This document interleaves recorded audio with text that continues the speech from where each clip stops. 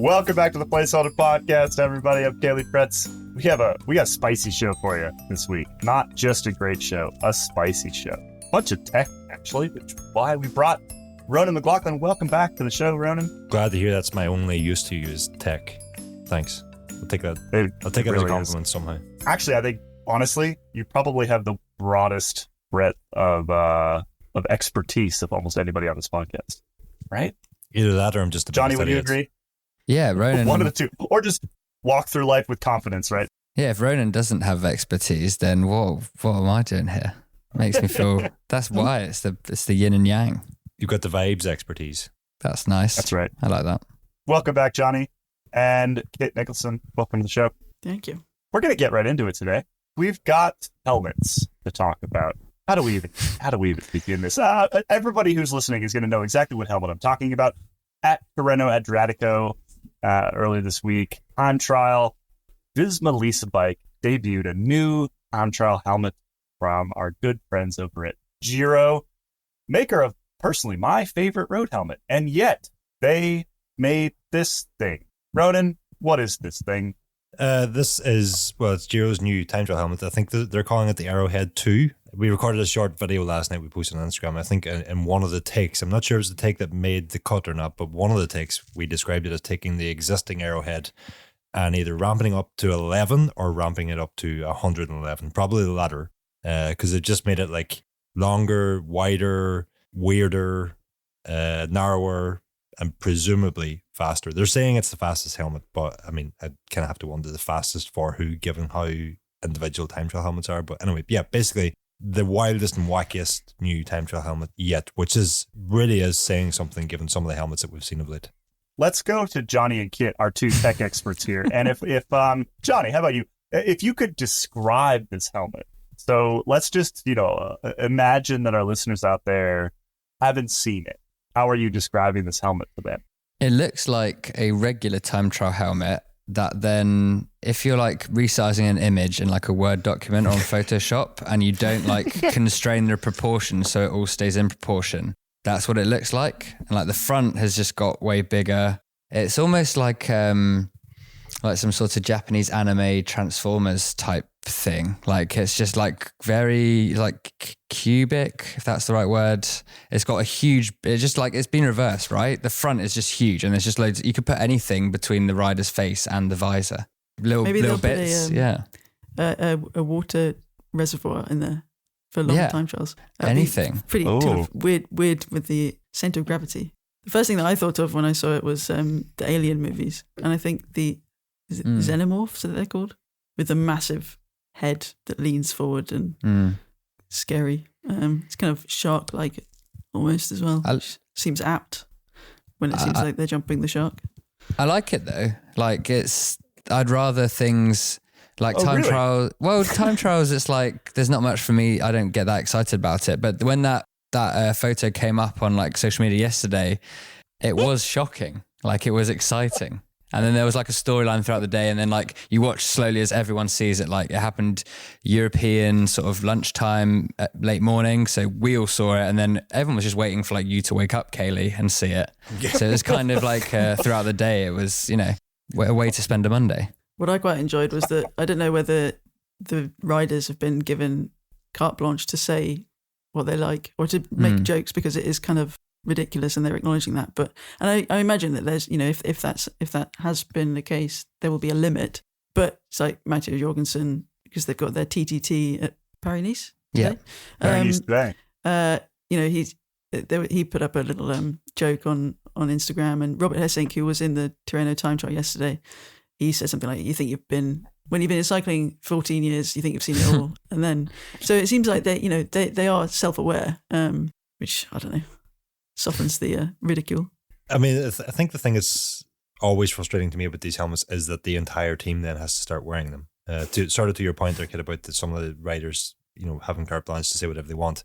Take a Specialized TT5 headstock helmet. That actually looks okay on Remco Evenepoel. And take this helmet, it actually looks okay on Jonas Vingegaard. The problem is when a non-time trialist, Bolt Upright, Mikel Landa, or Stephen Kruijswijk wears the helmet. If we're talking about taking things and using them outside their intended purposes. That's exactly what we're talking about. And that's then when these, I'm not trying to say this is a good looking helmet, but I think on Jonas Vingegaard, it looks like it makes a lot of sense. And it's not as repulsive. Is that the word I'm looking for? To the eyes? Yeah, it reminds me of when that sock helmet came out and then Yves Lampard went and won the opening stage Tour time trial in the old helmet. And then people were saying yesterday with the Visma helmet that none of the Visma riders did particularly well in that time trial, and maybe it was a protest against wearing the helmet. Because if they go and win that time trial by like a huge amount of time, suddenly everyone's going to be wearing those helmets. And then where do we go from there, right? That Yves Lampard time trial one has been thrown up as an example a few times. I can't remember specifically where, but and it's been used as like, oh, this product won such and such or whatever, or this suit or whatever it might be. I can't remember exactly what context it was used, but that was a very, very specific time trial. It was pouring rain in a city centre. Geraint Thomas was wearing a gilet. There was crazy things that happened that day that conspired to sort of ensure that Lampard won the time trial. And I'm not saying any of those things didn't help him. Perhaps the old helmet did, but what I am saying is that in normal conditions, I don't think Lampard would have won. So I don't think it's got all that much to do with helmets or whatever. So we could talk aesthetics and we could talk, long-lasting damage to cycling and cycling culture. I would like to actually, really briefly, Ronan, could you explain why you think that this helmet, on the right rider, very specifically, why this helmet could be very fast? So, like, why it looks good on Jonas Vingegaard and why it looks bad on, I shouldn't say good, why it looks fast, basically. It looks like kind of arrow on Jonas Vingegaard. No, it doesn't. Yeah, on Jonas Vingegaard, and looks like Steven Kruijswijk is wearing a parachute on the top of his head. Explain the concept. If it does work on those riders, it's probably something to do with the fact that it's very narrow and pointed near the front, and that tapers to a sort of wider profile midway around the rider's ears somewhere, so it integrates better with the shoulders and sort of diverts airflow around the shoulders rather than the one that the rider's meeting hitting their head and then hitting another sort of bluff body in their shoulders. These helmets are trying to make the head and the shoulders one. There's a shampoo or something named after the technology that they're using, but head and shoulders, yeah. The other big thing about it is the visor. No pun intended. It's a huge visor. That helps them get that sort of narrow frontal profile, but it also just means that they're sort of enclosing more of and providing a smooth surface there for more of the rider's front end. It almost looks like they're trying to integrate the visor with the hands, which is something that we haven't. I mean, obviously, like normally you don't see that, but they're getting close enough there that they're trying to almost make it like one line from the front of the visor down, like hands and extensions, right? Very possible. I don't know. What I do know is that, again, going back to the TT5 headsock helmet, they are Specialized are now offering 2 different depths of visor to their pro riders. And the other thing we know is that visors, if TT helmets are highly independent, then visors are the same again, if not more, in that for like a visor seems like something that's just going to be fast. There's no two ways about it, but actually when you test it, a visor can be fast for one rider and slower for another, so it's not exactly a slam dunk either. I think the bigger issue that we've discussed on that article, Joe Lindsay, he has another article coming on the sort of the haute couture of cycling fashion these days, and we also have that video up on Instagram for anybody who wants to go and check it out. But the other news that has broke since is that the UCI are now sort of kicking off an investigation into time trial helmets. Is an investigation the right thing to say? But the UCI are looking into time trial helmets.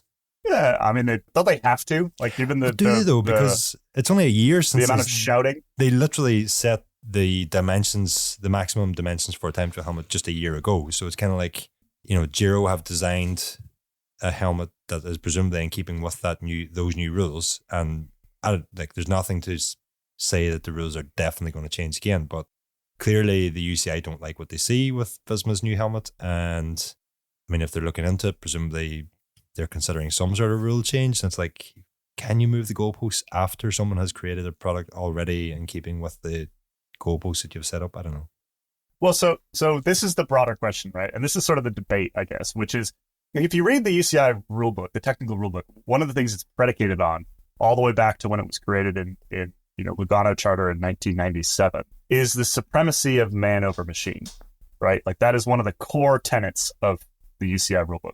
And at some point here, I think in time trialing specifically, but kind of everywhere, you end up tipping into the opposite, right? You end up tipping into, there's so many marginal gains, there's so many areas for optimization that you have an F1 situation, right? Where it doesn't matter who the best driver is, it matters who has the best car. And where is that tipping point? And I think that like the reason why it gets brought up with things like this is because it is sort of visually shocking, even though the actual sort of gains out of this particular change are maybe not even as big as in some other areas. It just sort of triggers the debate, right? And I think it's a valid debate. It's this push and pull between, moving technology forward and this, I don't know, entertaining drive for optimization and a sport that is still fundamentally human, right? With human engines at the center of it. I don't even know where to start in response to that, but I will start with the F1 reference in that, yes, obviously the machine is a huge part of that. But what is often missed is that regardless of how they got there, I know some drivers have paid their way or whatever, but regardless of how they've got there, those drivers are incredible at what they do. Even the slowest driver on the grid will almost every single lap for an entire Grand Prix hit the perfect braking point, the perfect turning point, get their lines perfectly right, changing a million different settings per lap.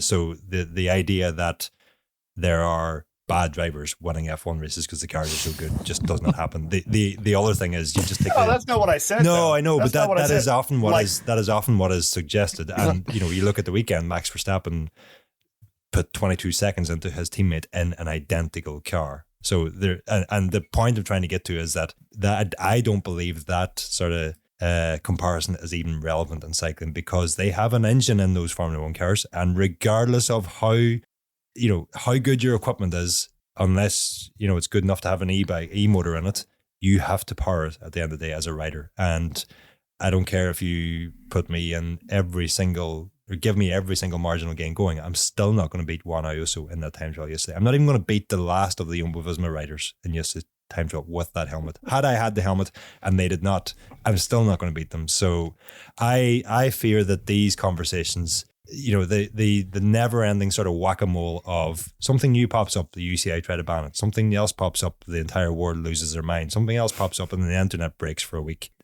At some point we just need to accept that there is the genie is not going back into the bottle. I'm 100% convinced that the more often you change the rules, the weirder things are going to get because people have to look for loopholes, people have to find new workarounds. And even with my final point on this, the more often you change the rules, the more you empower the likes of Visma to come up with stuff like this because they have the budget. Visma have the budget to develop that helmet in combination with Giro.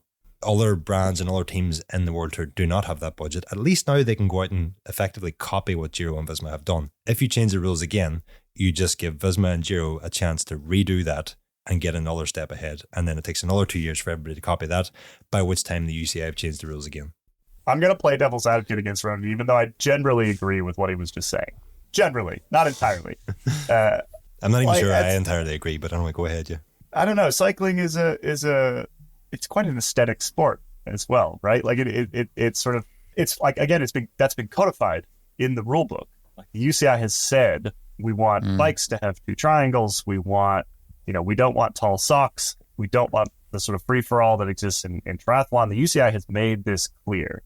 And I think you're absolutely correct that, trying to sort of legislate after development of these things is a losing game, right? And in fact, you're just giving the advantage to the teams that have the ability to continue to shift and continue to develop. But there is, again, that underlying desire from the UCI, and I think from a fair number of cycling fans, to keep the sport looking kind of traditional, right? And a lot of the rules are around keeping the sport looking relatively traditional. At some point, do we take another step back and just say, like, we want the sport to look like it did 30 years ago? I'm not arguing this is the case. I'm just saying that is certainly, there's a certain portion of the cycling fandom that I think would like to take things back to a simpler time. I put kind of a silly, kind of tongue-in-cheek string of Instagram photos up on the Escape account over the yesterday. That was just a bunch of sort of great shots of kind of like the Anquetil Merckx kind of era. And then the last one was this helmet. And it's jarring, right? Like it's horrible looking. It is a horrible looking helmet. It looks ridiculous. Is it even a helmet? Particularly if you compare it to sort of like the classy era of cycling. Richard Sachs, the sort of famous frame builder, has to sort of bring back the elegance thing, right? Bring back the elegance in cycling. I think there's something to that. Again, I think that actually making rules that make this possible is almost impossible, right? I think it's a, as you say, the genie will not go back into the bottle. But I don't think there's anything really wrong with looking back at previous eras of cycling and say, like, that was just cooler. That was just better than whatever the hell that dude is wearing on his head today. I mean, I cannot argue with you. Their previous generations probably were cooler looking and will stand the test of time better. But I mean, yeah, like these guys, like Jonas Vingegaard is not paid however many million euros per year to look good on TV. He's paid to win bike races. And winning bike races these days means going very, very fast. And you know, the riders, the same ways they're going to train as hard as they can, the teams are going to look into every avenue possible for them to go faster and get more out of the watts that they have by, you know, I hate using the word marginal gains, but you know, it's just the best way to describe it. I don't know how you would even begin to go about trying to undo all of that. How would you decide which era was best looking? How would you enforce it? We go back there. There's just so many questions. And I think what actually happens is that we're actually all just doing cycling into service, ourselves, the UCI, everybody. And that the more we hark back to these previous eras, the more we try to, you know, halt advancement, the more that we just sort of can't agree on anything. It's like the one thing we should be able to agree on is that the World Tour is the pinnacle of competition in cycling. As such, it should be about, you know, it shouldn't be about trying to hold things back. It should be about trying to, you know, push the limits of performance. And thankfully, we're pushing the limits of performance these days with helmets rather than syringes, which there is no two ways about it. An ugly helmet is much, much better than a 60% hematocrit, regardless of who you are. And one final point in this, the only way I would actually, the only valid point I think in terms of trying to write rules that might halt some of the advancements we have seen is in terms of safety. So racing is getting faster and faster and faster. Every new product is designed with the idea of trying to help riders get faster. And, you know, if we want to talk about F1, most often the F1 rules change in a bid to slow the cars down, in a bid to improve safety for everybody, drivers, staff on the circuit, spectators, everybody. And if we want to look at ways of slowing riders down to improve safety in the sport, I would be all ears for that. But looking at ways to ban time trial helmets or halt aero advancement simply because some people don't like how it looks, I mean, I don't even think that's a conversation worth having. I think there's merit to that idea of picking the best bits of each generation and then codifying that as the like Japanese Keirin style. But like we pick like the best era of bikes and the best era of helmets and the best era of like shoes and jerseys or skin suits or whatever. And then we decide that we can be the taste-making arbiters. That'd be a fun off-season thing. Everyone gets to decide where the limits stop. Breaking news, Ronan, breaking news. We must interrupt our own podcast with something that broke during the podcast, actually. So we felt we needed to drop this in. The UCI has just banned the Specialized TT5, better known as the head sock helmet. After 2 years after it was launched, it was granted a special dispensation on launch that has now been revoked, basically, right? And then they've also fired a bit of a warning shot toward Giro and Visma and the helmet with the nose cone. Yes and no. Yes, the TT5, the sock element of the TT5 helmet has been banned. Now it's unclear if you can keep using a TT5 helmet by simply cutting the sock out, or if the sock needs to be if the helmet needs to be reapproved without a sock from from manufacturing.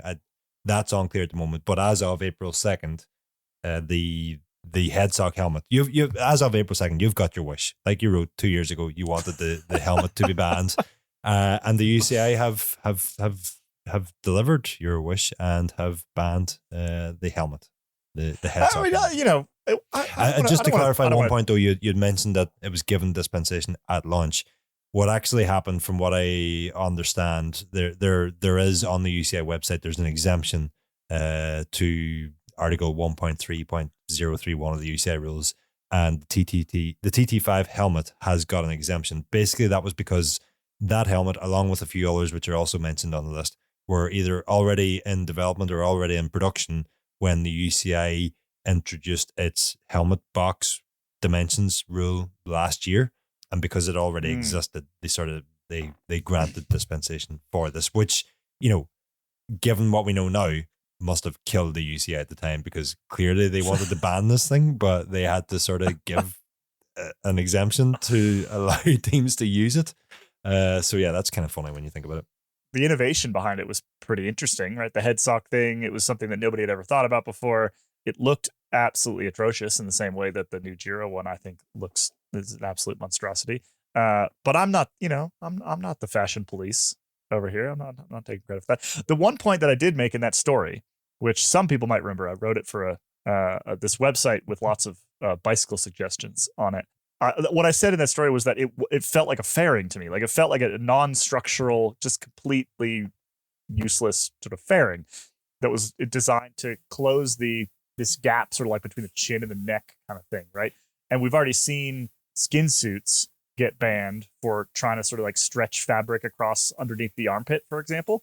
It seemed to me like it ran afoul of the rules when it was first launched. And that was really the crux of that piece. I think people took it mostly as like a fashion critique, which it somewhat was. But really, I genuinely thought it was against the UCI rules as they were written. And I have been somewhat vindicated in that, I would say. Well, the statement from the UCI does read that after conducting a thorough process, which included consultation with Specialized, which is an interesting point to me, as well as examination of documentation linked to the helmet's certification, safety instruction, and information from public sources, which again is very, very interesting. Like, if you just, I don't know if we should be reading between the lines there with those words or not, but continuing the statement, it was concluded that the headsock is a non-essential component.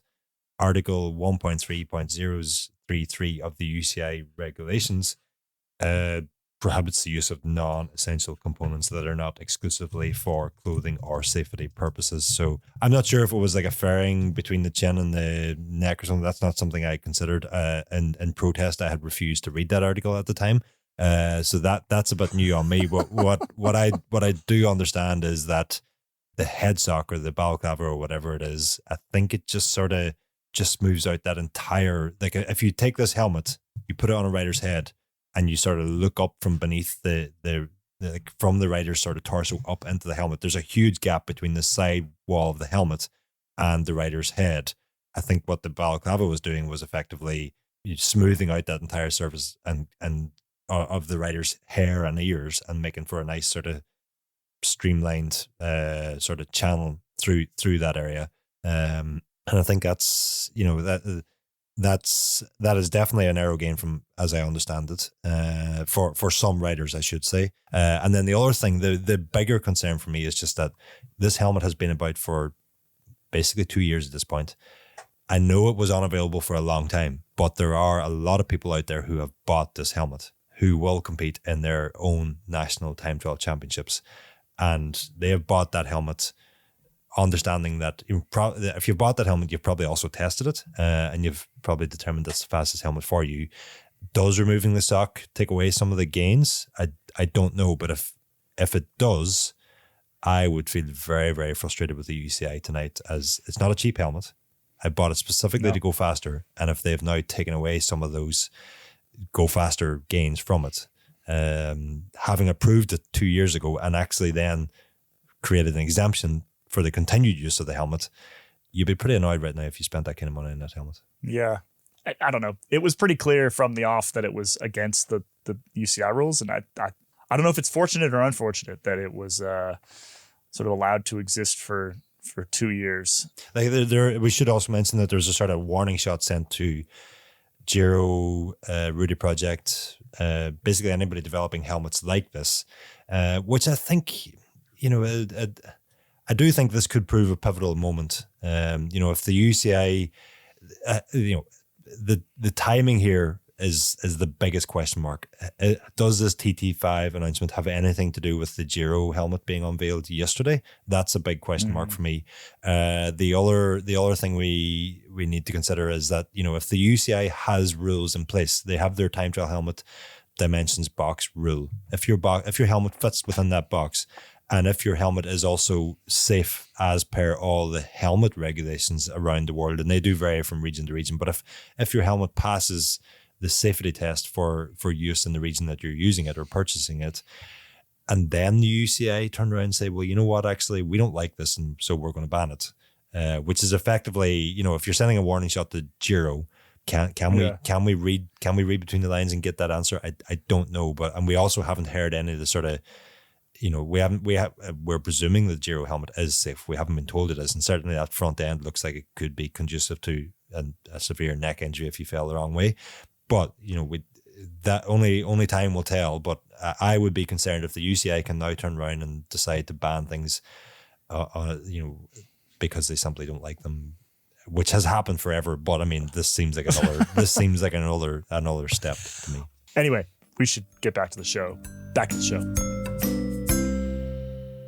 All right, we do have other things to talk about. A rider in a slightly different fold, I would say. A rider who harkens back to a more beautiful era of cycling, who, however, nonetheless, did wear an aero helmet, actually, at Strade Bianche. Let's talk briefly. We must touch on Strade and Tadej Pogačar and the incredible ride that he put in last Saturday, attacking it, 80 kilometers to go? Right behind him, two Americans, Sepp Kuss and Quinn Simmons, unable to do a damn thing about it. And Tadej was gone.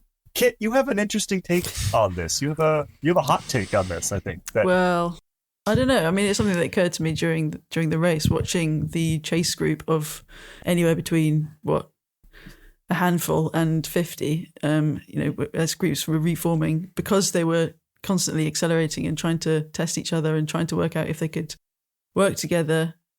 Ben Healy was full of beans. He was a Duracell bunny, as was Maxim van Gies and a few other people. I mean, Quinn Simmons went on the attack several times as well until that 80-kilometer mark, and he had just been on the. Yeah, he did that too. But he had just been on the attack before Pogačar went on the attack.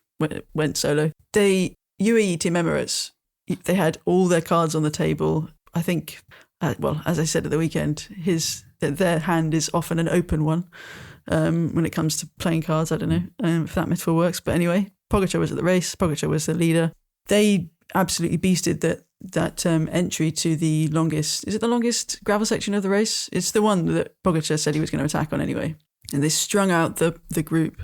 Santa Catarina or whatever? Santa Maria, yeah. Santa Maria. Yeah, so the group they went on to one of the descent sections. It was slightly damp, so it was slightly dangerous, but they went full gas into the descent, forcing splits in the group. So they were already going at a rate of knots. And the moment that Pogačar attacked, he looked around, looked behind him, looked over his shoulder to see who was there, wiped his sunglasses. He was on, I think, Tim Wellens' wheel at this point, looked back again, and then accelerated. Sepp Kuss kind of looked up for a moment and then tried to follow as Wellens sandbagged the potential followers. And those couple of seconds of hesitation as Pogačar went bang, that was his fast twitch moment of the race, and it was the only one he had to do. And then it was into time trial mode as everyone else went, oh, wait, hold on, 81 kilometers left. What do we do? Do we chase this lunatic because he's the best in the world? Or do we try and form a group and then, who's in this group? It was all that kind of, the gap very, very quickly reached terminal velocity.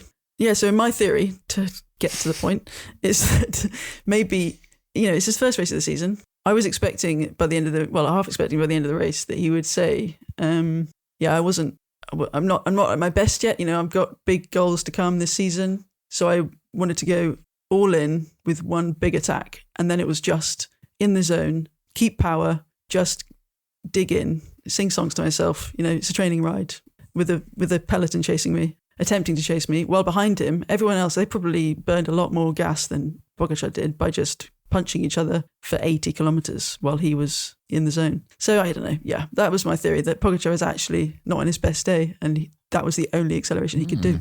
So you think if he had stuck with the main group and there was a bunch of attacks flying and maybe a small group into Siena up that steep climb, you think he doesn't have the top end to? I don't know. I think maybe he didn't have the way, right? Well, yeah, he still have won, but it's just that it's you quite often hear it, especially in breakaways. If somebody goes solo, it's like we had to do something. I had to risk it all to go and win. I knew I couldn't match X if he was going to keep attacking me on all these punchy segments. I haven't got many miles on my legs, or you hear these sorts of reasons all the time for a crazy move that happens to work. And his standing in the world of cycling made everyone that makes him an even bigger presence, regardless of the fact that he's got no racing miles in his legs yet. Best defense is a good offense, right? That's the theory. Yeah. Is that repeatability? I think you're getting at, is being able to follow attack after attack after attack is going to be more difficult than a sustained, steadier effort than what Pogačar had to do on Saturday. Yep, it's one idea. I don't know. I like it. I feel like when a ride like that happens, everyone just convinced themselves that the rider moved like heaven and earth to make it happen, and it was this massively optimally courageous act. Whereas I like to believe that Tadej Pogačar's human and got away with it. That feels like a nicer narrative that fills other riders with hope. Yeah, it's still an incredible thing. I don't know if that fills me with hope or despair if I'm another rider, right? It's just when he went, there was a bunch of very strong riders sitting right behind him, and I think that was essentially the error, right? Yeah. Wellens, as Kit said, was very perfectly placed to kind of disrupt that, but sort of rule one of bike racing is you don't let the guy who's probably going to win ride away unless you really can't do anything about it. And so, there was a 15-second period there right when he first attacked, and that was the opportunity, and as soon as he was gone, right? And organizing a chase, this is the other thing, particularly given the change to the route this year, and the fact that it was a longer race, it was a harder race. They went, they hit La Tolfe, was a 40K to go, and then again near the end, and La Tolfe being this sort of really steep, loose, well, not as loose because it rained, but gravel climb right near the finale of Strada for the last couple of years. It's the spot where the Grubers always get those amazing shots of the dust and all that stuff. Yeah, the fact that it was a harder course is just you're not going to organize any sort of legitimate chase behind, and he was gone. I think you could be right, Kit. It's very likely that he's not at the top of his game right now.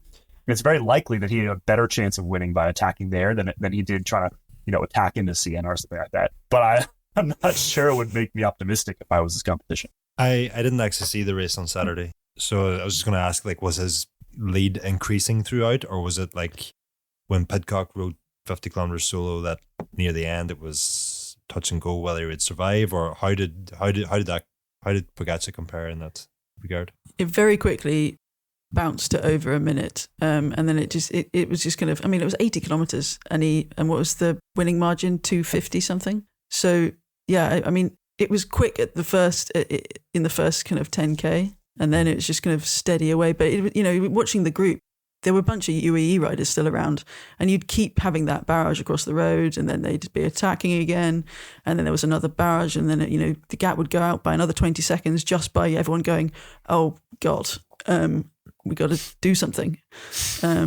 So I don't know that it was, it's not like it was 3 minutes in 10 kilometers. No, but had it gone to 2 minutes and then at the finish it was down to 30, then you would say, oh, well, maybe he was struggling. But what I'm sort of taking from that is that, and we've talked about it before, the sort of checkmate situation that the other riders would have found themselves in. It's if they commit to chasing Pogačar, they're merely setting up Tim Wellens or some other UAE rider. And as such, you've never really got a coherent chase going, and there's all these start-stop moments, and that just plays into the hands of the solo rider out front who can maintain a steadier advantage. Exactly. But actually, again, with the caveat that I didn't see the race, but by the sounds of it, an extremely tough race, already whittled down. Pogačar does a huge attack, rides away, wins by 3 minutes over, what was it, like 12 finishers or something? I 100% agree that he is not in top form. It's his first race of the season, but I think that's just Tadej Pogačar things. Only Tadej Pogačar and probably Eddie Merckx. Pogačar's better looking rider than Eddie Merckx, but anyway, that's a separate point. It took 2 kilometers for him to gain half a minute. Unfortunately, Ronan's been fired, so he's going to be... Say bye, Ronan. Say goodbye to the audience. Say goodbye. This is your opportunity. I'll put my rationale on Twitter. That would work with the algorithm these days. It would. A thread. Yeah. I'm moving on. We've talked Strada enough. It was an incredible ride. As always, if you would like a deeper dive into the women's race, head over to the Wheel Talk podcast this week. Abby and crew had a great chat about that. And if you want an even deeper dive into Strada, how the race was won podcast is, well, it's here, it's back. This is a podcast we used to call Pretty Serious Bike Racing. We've licensed the official trademark from our good friend Cosmo Catalano. We love the name. We love what Cosmo does. And it's Cosmo and Dane Cash, of course, talking about how the race was won. So that podcast goes up on Mondays. You can get it on the same feed where you get the rest of your Escape Collective podcasts. It is a great show. In fact, let's just listen to a brief clip of this week's episode. This is what I expected to see from Tadej Pogačar. This is a course that really plays to his strengths, and he won his first race coming into the season last year on dirt and kind of a weird undulating race, and he did it again this year, just, from 80K away, which is really impressive by any standard, but I think the course maybe made it easier for him than it needed to be. There were some changes that were made to the course. We'll get to that in a bit. I will go maybe a step farther and say the bummer statement that I'm about to say, which is I was actually kind of bored. And I don't say that lightly, because I feel like it's kind of our job to make this stuff entertaining. It's all entertainment anyway, right? And yet I had a hard time being entertained with about half an hour to go. And that doesn't take away from Tadej Pogačar's brilliance. Welcome back, everybody. It is time for Johnny Shorts, since Jonny Long is back. We're going to keep playing with the format of this because what we want to do is we want to give you the news that you need. We begin in Paris-Nice, where Olav Koipond was anything but a fish out of water as he took the first stage. On stage 2, the other sprinters' cards were declined as Tudor's Arvid Decline was fastest and took the upstart squad's first ever World Tour victory, which will have surely got team owner Fabian Cancellara's motors running. Elsewhere in the peloton at Paris-Nice, Remco Evenepoel and Primož Roglic will be amongst those vying for the overall victory. Roglic has admitted he is still getting used to the colours of its new Bora Hansgrohe team, and that he still has the instinct to follow the yellow jerseys of his former Visma Lease bike squad. Across the border in Italy, in the battle for the Golden Trident at Tirreno Adriatico, Juan Ayuso won the opening time trial by 1 second over Filippo Ganna. Stage 2 was for the sprinters, where Jasper Double Denim Disaster Philipsen eased away to open his 24 count in just his 4th race day of the year. In further TT news, there is currently a team time trial going on in Paris-Nice, but instead I'm being forced against my will to read out whatever dumb thing Johnny writes in this Google Doc. Someone help me, please, before it's too late. Following recent heart surgery for an arrhythmia, maybe trading his "Why So Serious" slogan for a "What's Up, Doc?" Peter Sagan is famished and ready to go racing again, signing up for the Tour of Hungary as he continues to aim towards an Olympic mountain bike qualification that mathematically is looking increasingly unlikely, if not impossible. Maybe he's bitten off more than he can chew. That was your Johnny Shorts this week. Whew. What's next? More tech. We have more tech this week. I'm looking forward to this one, though. This is a subject that we have covered extensively in other podcasts. So in Geek Warning, Ronan wrote a whole story about it. It's something that we've just been thinking about a lot and is quite a contentious issue. And we also kind of realized that, to be honest, and I don't mean this as any sort of slight against the Placeholders audience, but the Placeholders audience is probably more likely to need this information than the geek warning audience, which is full of folks who like read charts and make sure that their tires are the right width and things like that. So we're talking hookless road here. Now I'm gonna be a bit careful about the way that we frame this, because I don't want to get sued first and foremost. But also, it's a big deal. So, Ronan, I'm going to basically throw over to you to, as briefly as you can, explain the problem.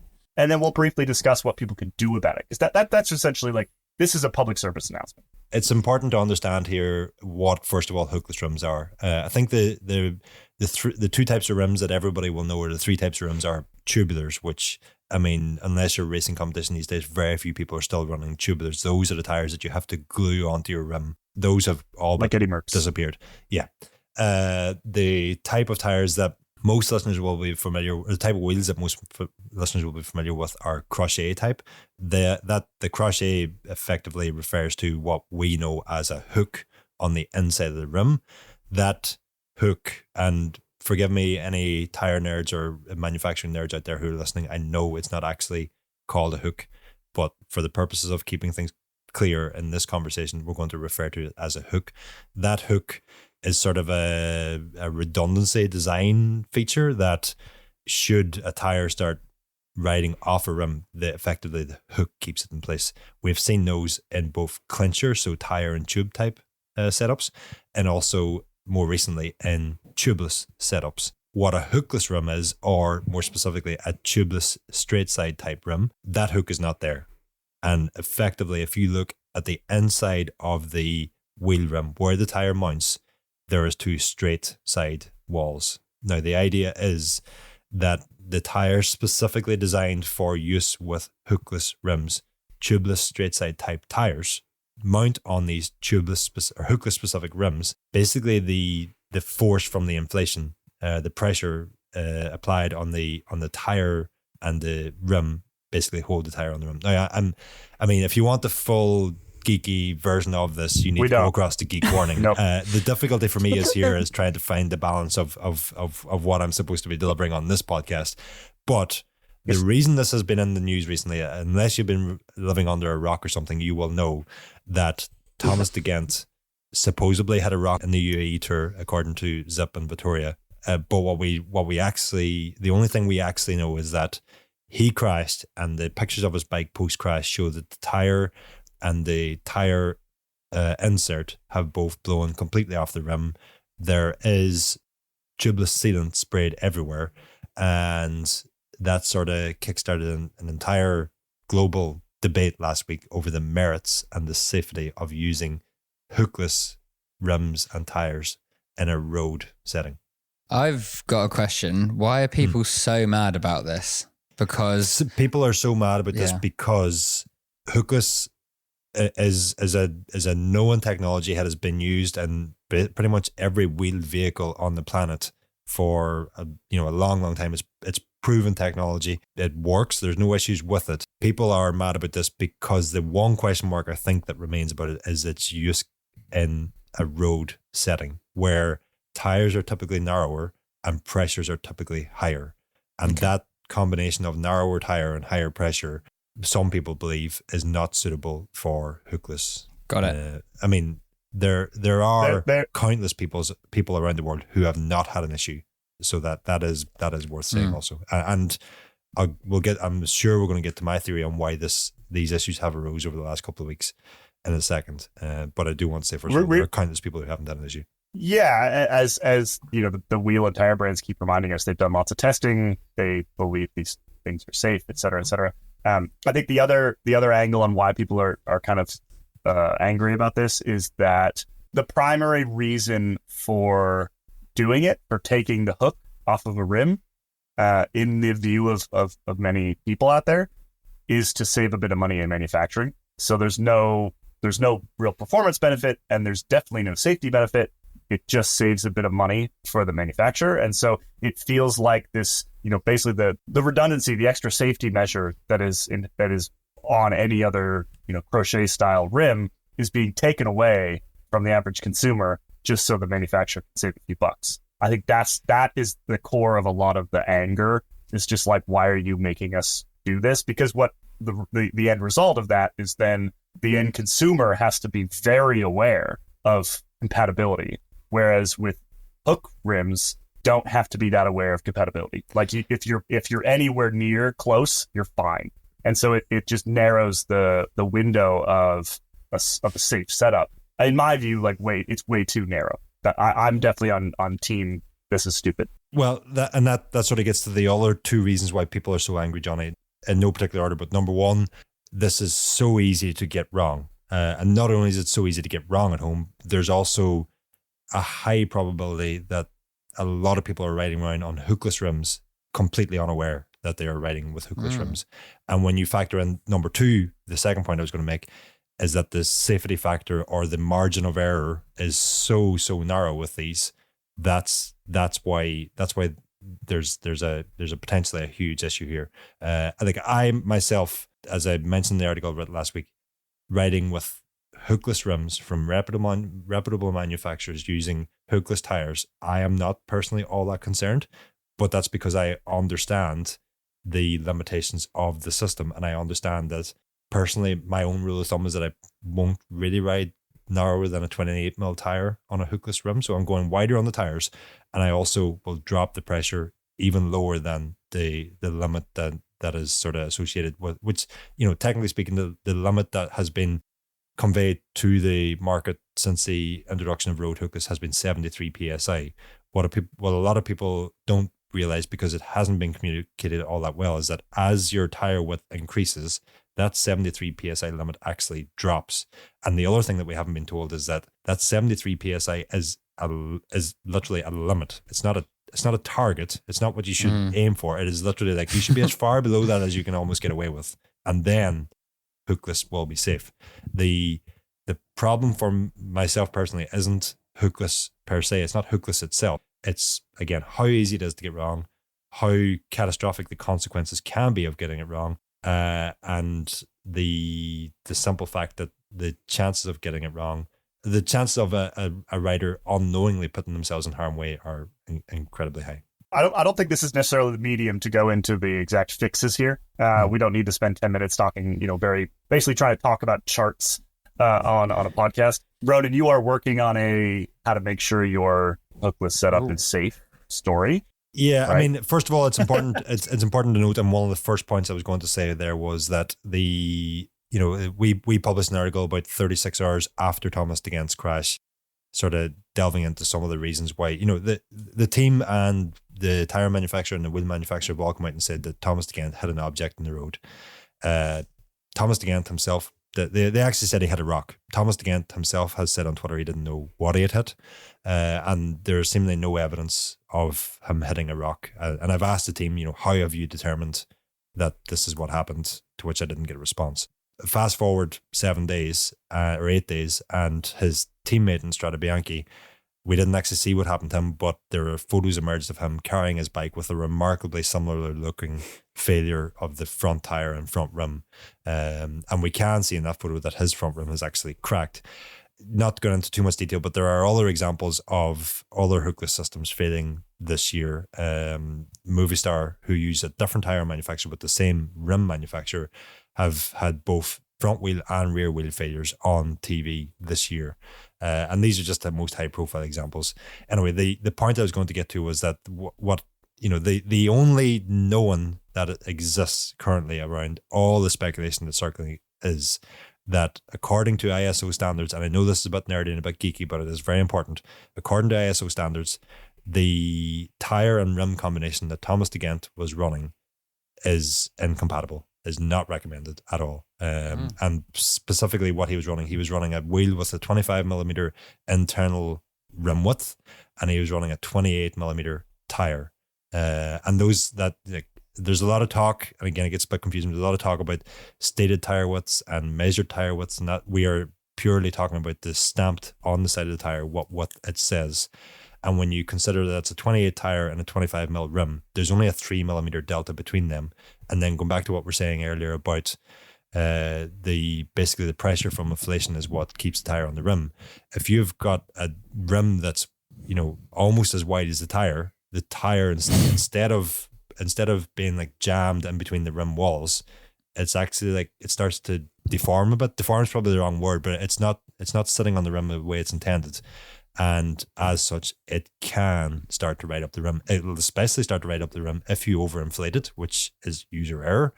Or, I mean, if you're right on the inflation limit and you do hit a rock, like they've said happened to Thomas de Gent, then that spike in pressure could cause it to ride up the rim. When it rides up the rim, then that's when your lack of a hook becomes an issue, because while a hook is a redundancy sort of item, the fact that it's there in a crochet rim means that it can save you in that event. It's like all sort of redundancy design things that you don't really need them until you really, really need them.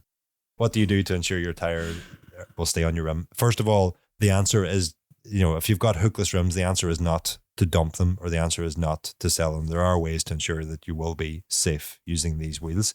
That is to familiarize yourself with the rims that you have.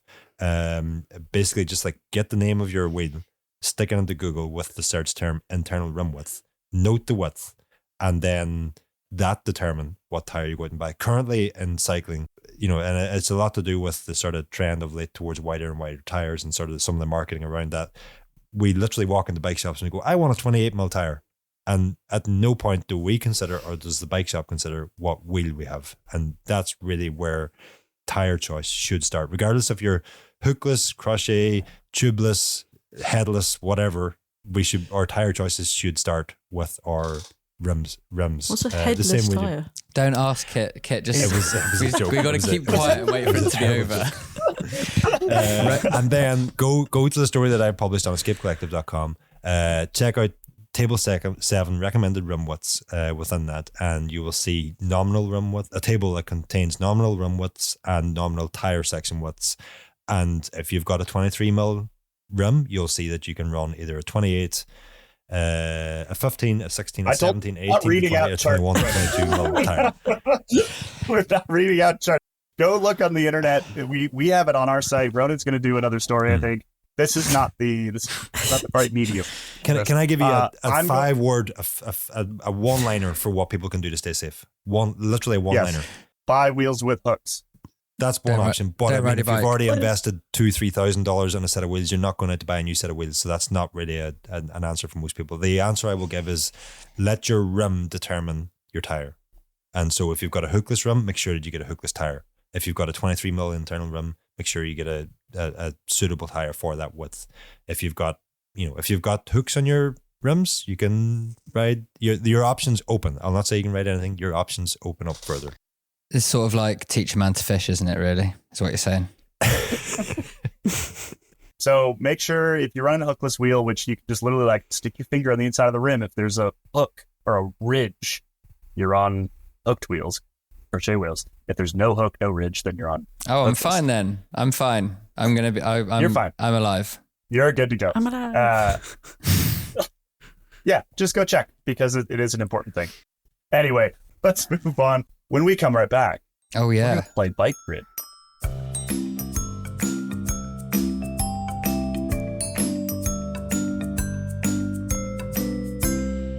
Welcome back, everybody. We're going to play a brand new game. In fact, this is a game you can play. You can head over to BikeGrid.escapecollective.com. We just launched this game on Monday. It's super fun. It's a grid game. There's 9 boxes you have to fill in. There's sort of an x-axis and a y-axis, right? And so each box has 2 criteria. The answer in that box has to fit both criteria. And then an extra level, if you pick a more rare answer, and the answers are all current cyclists, current pro cyclists, men or women. If you pick a more rare answer, you get more points. So we can't quite play this game exactly like you would play it out there on a podcast. We're going to play it a little bit differently. We're going to play it. So I'm going to go through these boxes, and then our lovely contestants here, Jonny, Kit, and Ronan, will have to give the answers as quickly as they can. And if they cannot do that, they're out. So we'll play it kind of like a game of categories. But you should, if you're listening to this, you should head over to BikeGrid.escapecollective.com and play. If you're a member or you have a login to the regular Escape site, you can use the same login to play this game. So, let's Is get the started. first one loves tech and is crazy? Because if so, my guess is Ronan. I'm still having this conversation in my mind, by the way. And then loves tech and is angry is Caley. I think is maybe. I also maybe just it's also Ronan. yeah. All right, we're gonna kick off here. Let's so go. I'm gonna essentially give you guys the 2 categories, things you have to match up. And then you have to give me a current professional rider. I will plug that professional rider into the game, and we'll find out whether that professional rider is correct or not. And if you are wrong, You are out. you are out. This is, if you wanted to go play the exact same one we're playing at home, this is BikeGrid number 1. Let's start with Johnny. First, grid from Great Britain at a Grand Tour GC Top 10. Oh, good. We're doing this because I rage quit this one today when I got an answer wrong. So I'm glad I get a second bite of it. My guess is Hugh Carthy, Ooh, nice one. which was my guess when I did this game earlier. You are correct. Kit, I need from... Actually, no, I'm just going to mix them all up here. I need a rider with a Liège-Bastogne-Liège top 10 finish and raced the Tour de France in 2023. Oof. Why is my mind blank? 3, Oh. 2, 1. Kit's Oh, out. Jesus. I hate this game already. No, I Kit, rage you quit. love this game. We've launched it today and you love it.